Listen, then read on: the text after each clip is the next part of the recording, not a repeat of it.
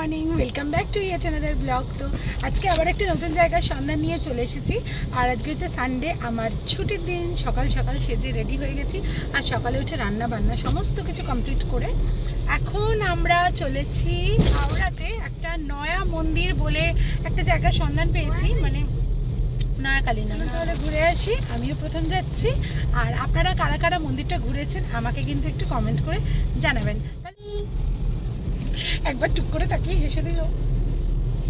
আর হ্যাঁ, পেছনে চিনি দেখেছেন? চিনি আজকে যেহেতু মন্দিরে যাচ্ছি তাই ট্র্যাডিশনাল ড্রেস পরেছে।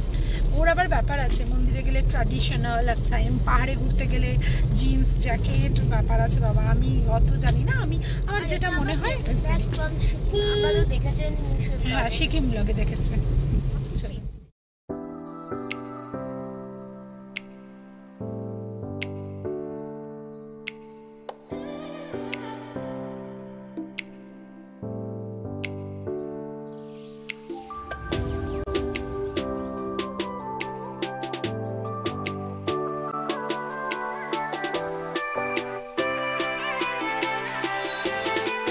তো এখন আমরা চলে এসেছি হাওড়া শালকিয়ার নয়া মন্দির, বা নতুন মন্দিরও বলতে পারেন। এই মন্দিরটিকে শেঠ বংশীধর ঝালান স্মৃতি মন্দিরও বলা হয়ে থাকে, কারণ ওনার স্মৃতির উদ্দেশ্যে কিন্তু এই মন্দিরটা তৈরি করা হয়েছে।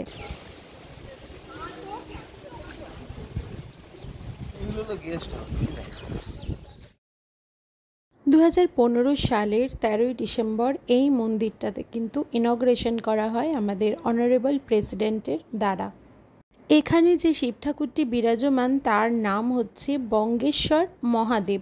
আর তাছাড়াও এখানে কিন্তু 12টা জ্যোতির্লিঙ্গের একটা রেপ্লিকাও রাখা রয়েছে, যদিও আমরা যখন গেছিলাম তখন সেই জায়গাটা বন্ধ থাকায় আমরা দেখতে পারিনি।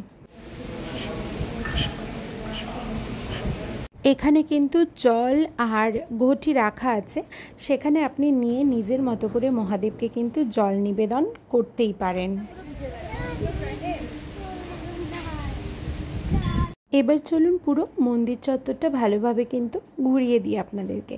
এসে কিন্তু আমি একবার মন্দির পরিক্রমা করে নিয়েছি, আর ওই দেখুন বঙ্গেশ্বর শিব মহারাজ কিন্তু এখানে দাঁড়িয়ে রয়েছেন, আর পেছনেই কিন্তু মা গঙ্গা রয়েছে।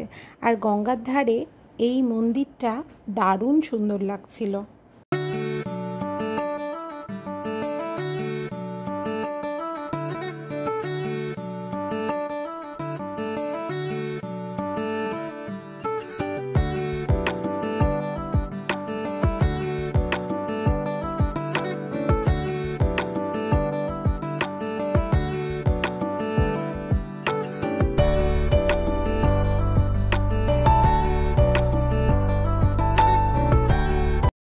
আর ওই দেখুন দূরে কিন্তু হাওড়া ব্রিজও দেখা যাচ্ছে এখান থেকে।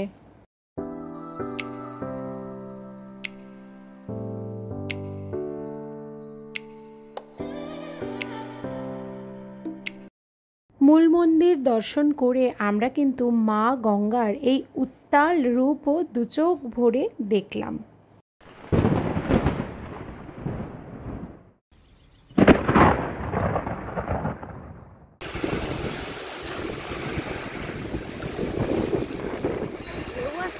মূল মন্দিরের পাশে কিন্তু আরও বেশ কয়েকটি মন্দির রয়েছে। মা গঙ্গা রয়েছে, কৃষ্ণ রাধা রয়েছে, রাম সীতা রয়েছে, আরও বিভিন্ন ধরনের কিন্তু দেবদেবী এখানে আছে। মা গঙ্গাকে দেখুন একটা ছোট্ট জলাশয় মতো বানিয়ে তার উপরে অধিষ্ঠিত করা হয়েছে, আর উপরে ওই দেখুন মহাদেব কিন্তু বসে আছে। কি সুন্দর লাগছে চারিদিকটা, দেখে নিন শুধু। আর এই যে গঙ্গা নদী, আর দূরে সেই 51 ফিটের বড় ঠাকুরটা, আর এই দিকে রয়েছে বিভিন্ন ধরনের কিন্তু মন্দির। তো চলুন একে একে আমি কিন্তু এই মন্দিরগুলো সবটাই আপনাদেরকে দেখিয়ে দেব।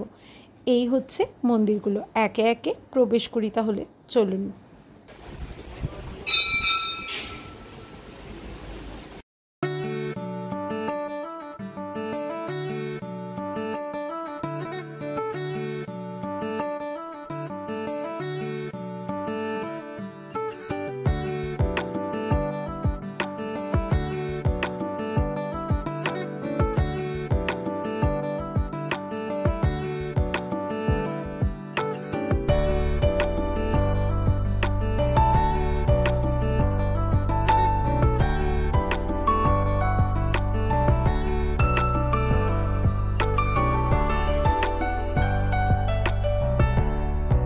মন্দির দর্শন করা আমাদের কিন্তু এখন হয়ে গেছে, আমরা বাড়ির পথে রওনা দিয়ে দেব। আর এই মন্দিরের ঠিকানাটা আমি কিন্তু স্ক্রিনে দিয়ে দেব, আপনারা কিন্তু একদিন চলে আসতেই পারেন। আর এই মন্দির খোলা থাকে সকাল 5:30 থেকে দুপুর 12টা অবধি, আর তারপরে আবার বিকেল 4টে থেকে রাত 8টা অবধি প্রতিদিন খোলা থাকে, কিন্তু সেই বুঝে সময় মতো করে চলে আসবেন। তো এখন আমরা রওনা দিয়ে দিয়েছি কিন্তু বাড়ির পথে।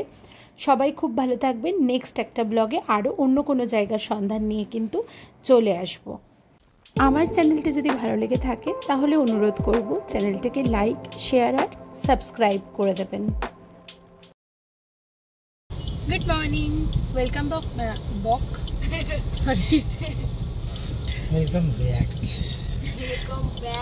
বক